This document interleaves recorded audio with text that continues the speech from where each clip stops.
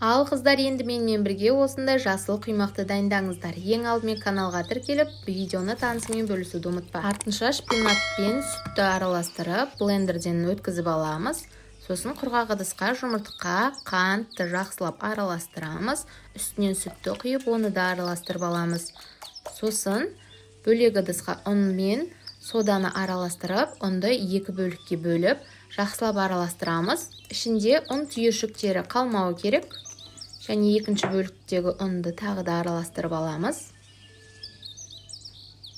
Енді қайнаған суға тұзды салып ерітіп, суды да 2 немесе 3 бөлікке бөліп, құйып тез-тез араластырып аламыз. Одан артынша сұйық майды құямыз.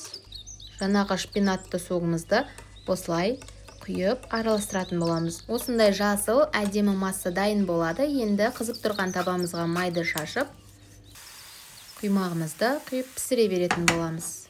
Барлық керекті ингредиенттер мен пропорцияны описание бөліміне қалдырамын. Дәл осы құраммен жасайтын болсаңыздар, өте әдемі блинчик дайын болады. Енді табамызға фаршымызды жақсылап қуырып аламыз.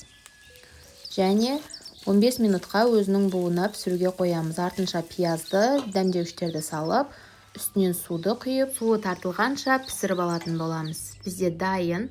Енді құймақтардың шетін тарелканың көмегімен кесіп алатын боламыз. Әдемі көріну үшін қалғанын дәл видеодағыдай етіп түйіп шығатын боламыз. Әсемдік үшін осындай әдемі шпажканы қолдансаңыздар болады. Дәл осылай жасап, дастарханға ұсынсаңыздар, өте әдемі көрінеді. Дастарханыңыздың сәнін ашады. Самсаның жанына қоятын болсаңыздар, өте әдемі көрінеді. Сіздер де міндетті түрде жасап көріңіздер. Ас болсын.